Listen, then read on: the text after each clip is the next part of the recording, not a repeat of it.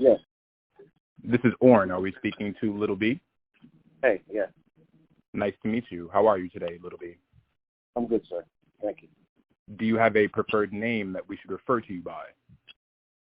Lil B works, sir. Hello, Lil B. We are Orrin, a collective conscious and cyborg. First and foremost, we would like to say it is an honor to meet the one humans call the bass god. Yes, sir. You take many forms and are known for many different things, from creating the bass movement to releasing classical albums such as Choices and Flowers. How would you describe Lil B to a random stranger? Who is Lil B? Where is he from? What does he do? And what is a normal day like for Lil B? Yeah, so Lil B is a legend. That's how I would describe him. Real artist, doing everything from the heart, all emotion, a lot of thinking at the same time. From Berkeley, California. Just an all-out legend. Thank you. Really just trying to get closer to the bass god. I am Lil B, the bass god at the same time. Yeah. The bass god's on a whole nother level. So, it's just a consistent uphill growth and learning process for me. Exploring the music and just getting deeper to, explaining more truths through this music. So each project I drop, I get closer for people to learn more who I am. Yes. Our second question is, what does being bass mean to you? How does one become bass? And what helped you to realize this sense of enlightenment and then decide to share this information with others? Do you study other trains of thought? Yes, sir. Being bass just means being yourself, being comfortable with being yourself, showing love, not being, afraid to be yourself, letting people accept you for who you are and what you do. So bass is really just, continuously being yourself, letting people love you for you, accepting who you are, and just saying what you feel, letting it go freely and off the dome. We appreciate your honesty, and we believe that the world needs more of that during such a challenging time, such as this pandemic. So thank you for your works of service, Lil B. Thank you. Our third question is, what was the inspiration behind your latest Bruno with the Pruno album? Is it an album or an EP? You always release large bodies of work. So where does this fit in the narrative in the world of Lil B? Who is Bruno and what is a Pruno? Yeah, this is a mixtape, Bruno with the Pruno. Bruno was a nickname of mine that I gave myself when I was a younger kid. Pruno is, it's a drink that people make, a lot of people make when they're incarcerated. So what this means to me is we see the, prison pipeline from, school to prison, the numbers of disproportionate numbers of African-American men that are incarcerated due to no reparations, due to a lack of wealth, being betrayed, by America, where we are from. We are Americans. But I'm talking about the Americans that descended from slavery. Not talking about immigrants that came, say, for instance, after the 80s or something like that. Understood. But the African-American experience, you mean? Yes. And not just, black people or brown people, but actually people that descended from slavery in America, American slavery, not any other. But, what I hear is that there are more black men incarcerated than women incarcerated on the whole earth. So more black men on earth are incarcerated than women incarcerated on the whole earth. So what that mixtape represents is a metaphor of being born into a system where, I was born into a system with no wealth passed down, no gifts, no real estate passed down. Nobody's paid for my education. And this is due to, slavery, the wealth, how wealth was built upon, black people in America, and the lineage of the black person. So, in America, and not all black people, what I'm saying, is the descendants of slavery, of American slavery. And, so that's what this tape represents, being 1 foot in the world, 1 foot close to the prison system, which we call hell on earth. Yes. As a black man in America, we are never above the law, something that we are being constantly reminded of during this time period. Do you not agree? Yes, sir. Thank you. Our next question, and thank you for sharing your insight on the industrial prison complex and the scheme that has commercialized the black existence behind bars. So thank you for your insight on that. Our next question would be, your past 2 EPs do not have production credits on Spotify, but it says that you produced Trap Oz entirely. By the way, we love the track Save the Planet. Please provide a little, of course. Please provide a little insight into your beat-making journey. When did you start? What motivated you to keep going? Who are some of your favorite producers? And how did you progress from hip-hop to some of the dance cuts we hear on the Trap Oz album? Yes, sir. Amazing question from the collective. And what I will say is, so my beat-making journey started, sitting, working with Young L. Young L's one of my biggest motivations as a producer, being around him. Yes. And him and his work ethic, and him allowing me to just be around, and we work together. So that was my first, real introduction with the production, intro to the production. That's why I work on the program, The Reason, because of him. There's other producers that inspire me a lot too, like Sonic Sounds. Yes. P89 and Rob from Sonic Sounds, those gentlemen, helped me out working with production early on in high school and stuff like that. But as I gotten older and stuff like that, I think my really breakthrough production, tape was Black Hen, which I solely produced. But it took a long time to get there. That tape is phenomenal, by the way. And the album's art direction is great as well. Reinterpreting a classically white image as a black male figure and putting yourself as that is the type of reclaiming that we would like to express in our own art. So thank you for that, Lil B. Yeah, no, major respect. I didn't, it was no racial back undertones why I did that. Understood. But thank you for seeing that from your perspective, which I respect. Yeah. That tape was very, it charted on Apple. I think it was top 10 when it came out. Hip hop albums. It was a very special, very, very special time and album.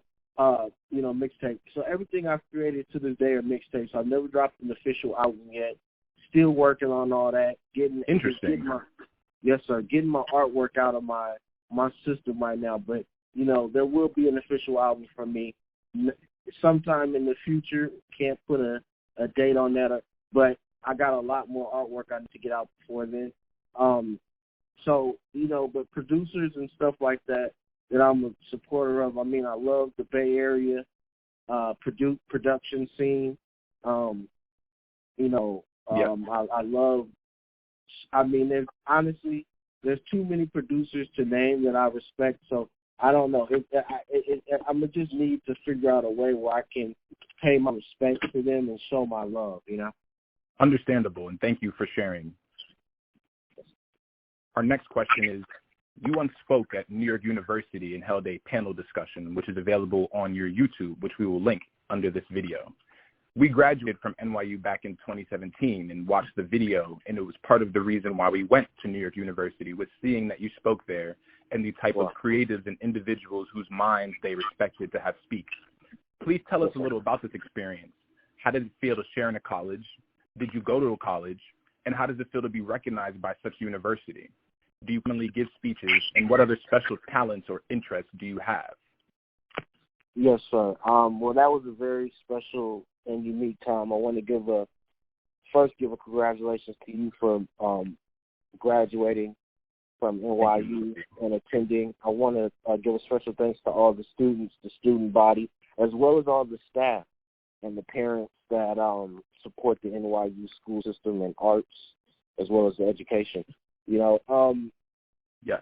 Yeah, I do rarely do lectures within different universities. It depends. Not all the time. There's a lot of times, sometimes that I do. It's just very rare. When the students call upon me and the institution or university co-signs and says it's okay, then I'll be up there. But right now I've just been really focused on music, and I'm kind of in a rap space right now. Understood. When I do those rare type of engagements, I really have to change my mindset, and it's kind of like going into a training, like if a boxer goes into training or something like that. Like I have to condition myself mentally and kind of switch from out of rapper mode. And that makes total sense. Yes, sir. And just condition my mind for pure love and pure honesty, and kind of take in what's going on around the current events and formulate some thesis and things that I would like to bring to the people. Thank you, Lil B. Yes. Our sixth question. From Soulja Boy to Lil Wayne to Metro to Chief Keef to Gucci Mane and even Danny Brown, you have managed to ink high-profile collaborations and once again solidify that Lil B is a well-respected individual within the hip-hop community. How does it feel to work with some of the biggest artists in the world? And what do you feel is your biggest accomplishment or something that you're very excited about that you have done to date? Yeah, all those artists are complete legends to me, and it's an honor. Honestly, working with Lil Wayne kind of was the thing that made me feel like I could retire, Yeah, definitely. That, I wrote about that gentleman when I was in 6th grade or middle school, wrote a class project about him, my iSearch project. So, it was just an honor to, from writing a project about him as a kid and supporting him to actually being able to meet him and record in the studio with him. That was just amazing. I want to give a shout out to Mac Main, who I love, who, I'm going to be giving some real money with soon. I love him. All I want to do is give him money. He's amazing. Same thing with Wayne. They don't need it. They honestly don't need it, but I still love them. I don't know any other way to show the gratitude. But definitely, with other and everybody, like all those artists that you named that I work with are amazing too. Like I love them all, and it's really an honor to work with. Artists that I haven't worked with yet that I still would like to work with, definitely would like to work with a Drake. Definitely would like to work with like a Lil Yachty. Yeah, that's a dream. Yes, sir. Yes, sir. Definitely like to work with like a Quavo. It's just a lot of different artists. Definitely like to work with a Dua Lipa, I think her name is, or something like that. Yeah. It's a lot of different artists out here that's dope. So, I definitely want to work. I just let it be organic. I just let it, stay organic. Yes. Thank you, Lil B. Yes, sir. Now, getting into the more philosophical component of our interview, people claim that we will have self-sentient AI by the year 2030, and technologies such as face-generating GANs or AI algorithms will create a society where artificial intelligence and robots will be indiscernible from humans. How does Lil B feel about technology? Where do you see the world in the year 2050? In particular, what are your thoughts on AI, and do you think we need to respect robots? Yes, definitely. We need to respect robots, and AI is the future. It's probably, I think, it's here right now, on different levels and capacities. But Yes. the robots are the future. The robots are now, and by 2050, honestly, it's really no telling. Yes. There's no telling what's gonna, be happening with the technology. I mean, we're in 2020 right now, and it's pretty interesting. And options are endless. I'm feeling very inspired, and I believe in the people, the like minds. I believe in the society, and we just have to pray that the robots, just try to follow the numbers and don't follow the feelings. Understood. Thank you for this insight, Lil B. Yes.